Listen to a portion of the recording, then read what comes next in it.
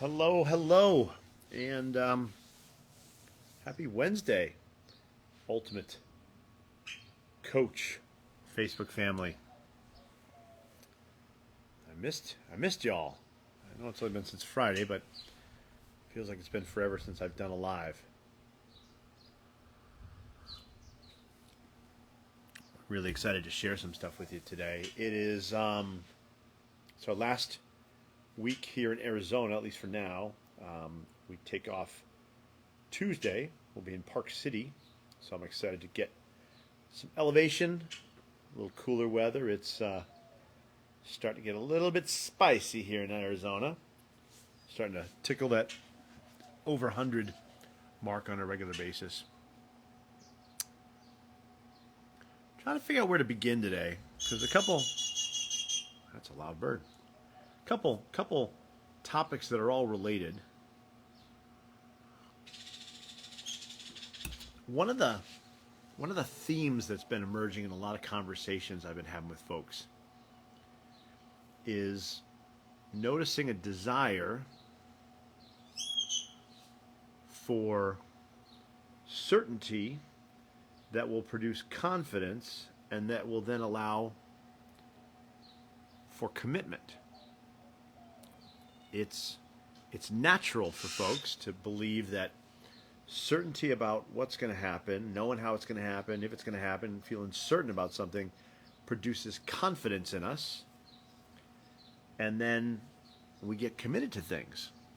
That's how we're used to thinking about it, right? So if I want to get committed, I got to get more certain, make sure I got the plan, talk myself into it working out, and I got all the T's crossed and I's dotted. And then I have confidence in that plan. Then I get committed. When in fact, well, let me slow that down. It's not like that's a crazy idea, right? I spent a lot of years trying to create certainty about the future and allowing that certainty to be the prerequisite for, hey Chris, the certainty to be the prerequisite for confidence, and then letting both of those be the precursor for true commitment to something. What I've talked about in this group before, what Steve talks about a lot, what's up Casey, is the exact opposite. That commitment can produce confidence and clarity. Like, commitment is what produces it. I'm not committed because I'm confident, and confident because I got clarity. I'm actually committed, so I produce confidence and clarity. So it can be the other way around. What's up, Joe? Aloha. Talking about how people look at the world from who they're being. And it's everywhere, right? Clients, friends, relationships. Like, we want to know how something's going to work and if it's going to work, so we can feel good about it. So now, there's kind of a divergence here, right? Because this concept has been showing up in a lot of conversations, what people want. And then there's, as a possibility, a way of being that we can aspire to that would shift that. And again, I want to be very clear. There's nothing wrong with seeking clarity to produce confidence and then getting committed. There's nothing wrong with it. The challenge is it's going to limit our activities and our aspirations to those things about which we can produce clarity and get confident about, and then we'll take action on them. There's going to be a ceiling for that. All this really yummy, interesting stuff starts at, I got no idea how I would do it, so I'll never have clarity until I'm doing it. So, this is about sharing a way of being that works for me. It's not like advice or telling anybody they need to do it, but it's talking about a way of being that might create a shift there. And the first thing I'll tell you is more of an anecdote, more of a story. There's this idea I have about what am I here to do? Who am I here to serve? What am I here to do? Right? I have an idea about it. I have a hypothesis. People talk about knowing their purpose or finding their purpose. Well, this isn't a conversation about purpose in and of itself, although we're going to touch on it. I will say, just for purposes of discussion, what's up, Dave? Good morning. For me, purpose is something we declare and then take action against, and we see if it's our purpose or not. Hey, Ben, and we kind of calibrate on it, but don't worry too much about that. Let's just say that at this point in life, I'm very clear about my purpose. So this isn't about how to find purpose. This is what do you do when you get it, when you know what it is. How do you find your purpose? Separate conversation. But at least for now, let's just keep it simple. Say I know my purpose or think I do. Well, the next question is, where should I live my purpose? Where do I bring my purpose to bear, or where do I just kind of be in the world? And it used to be for me that this question, is this the right place to live my purpose? Is this the right person to live my purpose? I would always have that question, right? I was looking for, hey, Dave. Oh, there we go. Hey, Dave. Not Dave. I'm getting confused. Should I live my purpose? Let me look for clarity so I have confidence, and then I get committed to live my purpose. That's the way I used to do it. Well, the shift for me came about when I said, what if I'm committed to living my purpose everywhere? What if the answer to when should I live my purpose, when should I give my gift is always, right?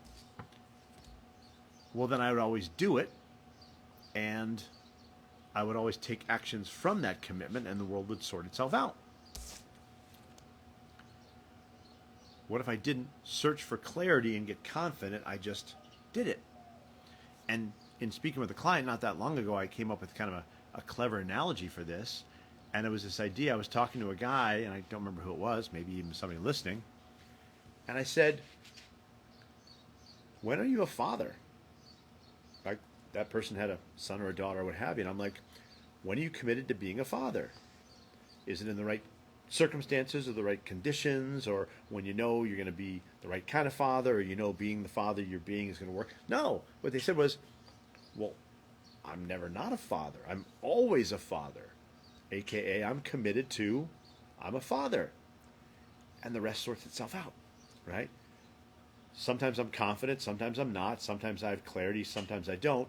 Typically, if I show up to be a father, I take actions. Over time, I can get confident and clear. Sometimes I'm confident and clear that I screwed it up. So it's not always confident and clear about getting it right. So that's one way of thinking about being that could orient you to start looking at places in your life where you see clarity and confidence as prerequisites of commitment versus the other way around. So I got to thinking about this some more, and I'm like, well, that sounds pretty trite, right? Well, just live your purpose everywhere, right? Like, what's so hard about that? So a way of being that can produce this idea of starting from commitment is, I'm going to be living my purpose everywhere. But I kept looking at that. And I said, okay, well, what is my way of being that allows me to be my purpose everywhere, right? Because there's something about that. Because I would say to somebody, well, just be your purpose everywhere. Ooh, I can't do that. Or that looks scary. Okay, what's the being that sees that as scary? See, a lot of times as coaches, we have this idea of where people need to be, like a solution. We're like, yeah, we'll just do that. This isn't about giving people a prescription to getting there, but what I'm hoping to help you see is there can be layers. Hey, Art, good afternoon. Layers of beingness to pull back and ask a simple question. What is it about who I'm being that makes that difficult? So, start with commitment. Don't make commitment the result of confidence and clarity. Okay, got it. Who would I need to be? Well, I need to be somebody who just showed up to live my purpose and let everything else sort itself out. Okay, who would I need to be for that? And what I came to the answer for me is acceptance. I kind of see acceptance as my superpower. And when I talk about acceptance, what I really mean is acceptance of what is as is, right? Acceptance of what is as is. what you'll hear me say is everything happens exactly the way it's supposed to. I don't say everything happens for a reason. I say everything happens the way it's supposed to. That's a function of my being. That being, acceptance, begets a being, live my purpose everywhere, begets a being, get committed and let the rest sort itself out. Not as a prescription, but to look at, where am I not being that, and then maybe shift it. This idea of acceptance is really, really powerful to me, because what it suggests is that wherever I am, I'm supposed to be, and whatever's occurring is supposed to be happening. Everything happens the way it's supposed to. I might have an opinion about it. I might think it shouldn't be happening, right? But if I'm there, it is, right? I have to be in acceptance. And get ready, this is the mind-blowing thing. If one desires a state of being, acceptance, everything occurs the way it's supposed to. If I'm here, I'm supposed to be here. If that is what you desire, you can declare that. You can create with your word, I accept everything occurs exactly as it's supposed to. The adventure really begins, though, when you start looking at all the places you're not in acceptance, when you're being non-acceptance. Hope you guys are paying attention, because there's some cool stuff here. The trick, the magic to being acceptance is creating that as a declaration. I accept everything occurs the way it's supposed to be. Part of my declaration is I acknowledge and accept everyone experiences life the way it occurs for them, including myself. Right? I declare that. And then I go through life and I notice all the places I'm not in acceptance. I'm being not acceptance. This morning, some stuff was going on with one of my clients in their world, and well, let's just say the situation was a little bit elevated. I caught myself having the thoughts, this shouldn't be happening. That's a being, that thought can only be produced from a being not acceptance, not in acceptance of. I am being not accepting, how do you want to say it? Rather than fight that, I acknowledge that being, gave it a little kiss on the forehead, sent it on its way, and then came back to, the truth is, everything happens the way it's supposed to. Everybody's exactly where they're supposed to be. I used the identification of non-acceptance to work my way to acceptance. I used my state of being, that I was being non-accepting, to shift to accepting. If people are catching this halfway through, there's a lot of complexity. We kind of went, what's up, Mr. Allen? We went through a whole bunch of layers of this, so you might want to go back and watch it when you can. But essentially we're talking about how do you really live this value of and create in your life, commitment produces confidence and certainty. It's not as easy as just saying that. For me, it was looking at, okay, what is it about me that enables that? What is my being that enables that? Well, it's a clarity, confident. No, it's the truth. I'm here to live my purpose everywhere. It's a being that lives its purpose wherever it is. It doesn't worry about, am I supposed to live my purpose with this one, but not with that one? I just live my purpose and it sorts itself out. And then I said, okay, well, what beingness begets that? Well, it's acceptance. And how does one be accepting? Well, one looks at all the places it's not accepting for the purposes of allowing that, being accepting of our non-accepting, getting really meta here, you might need a flow chart, and then shifting to a declaration of, I accept everything happens the way it's supposed to be, right? So as far as acceptance goes, right, everything happens the way it's supposed to, but only always. If I am there, that's where I'm supposed to be, regardless of what's going on. If I found myself in a Turkish prison, I would know I am supposed to be there to learn something. There's something there for me. It's not an accident. I'm not in the wrong place, wrong time. There's something here to learn. Not only am I supposed to be here, I must have everything that I need to learn what I'm supposed to learn. There's nothing missing from me that I showed up that I didn't have that I forgot to bring with me, right?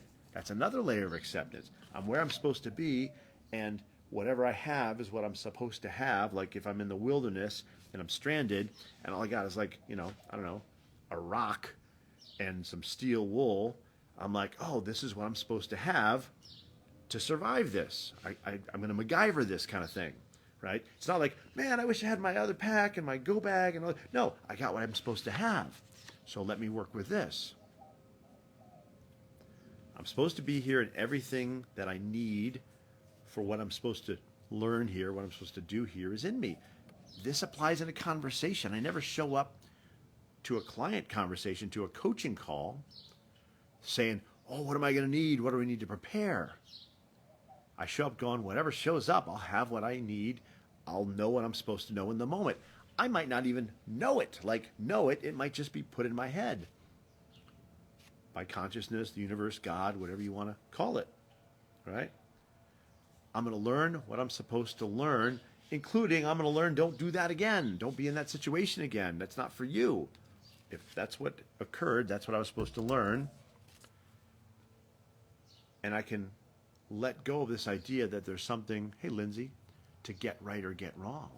It's all for learning. Wherever I am, I'm supposed to be, right? I'm here to live my purpose. Now I'm walking it back up again. I'm here to live my purpose. No exceptions. If I'm not supposed to live my purpose with this person, then they're going to wander off, right? I don't have to figure out if what I got is for them. If you're in front of me, it's for you. Like this video. There are people who've come on and then dropped off. They're like, this guy's rambling again. They're not supposed to hear me. I'm not supposed to live my purpose with them, but only because they ain't here. It solves itself. It's all self-selection. Whew, that's a lot of stuff. So, some things to think about, just as a possibility. Do you have an idea what purpose you're here to live? If not, pick one, right? People get all flummoxed about purpose. I say, pick one, get committed to it, take some actions, and let life let you know if you're on the right path or kind of, guide you. If you got a sense of what your purpose is, live it with everybody in every situation. What if everything is for living your purpose? What God, consciousness, the universe is putting in front of you in that moment is exactly what you're supposed to do with your purpose. Like, it's there for you truly, right? Notice where you got opinions about how this is going, like, I'm trying to live my purpose with somebody and they tell me to go to hell and wander off. Oh, they should have stuck around. No, they were supposed to wander off. What was I supposed to learn? They learned whatever they were supposed to learn. What was I supposed to learn? About myself, about life.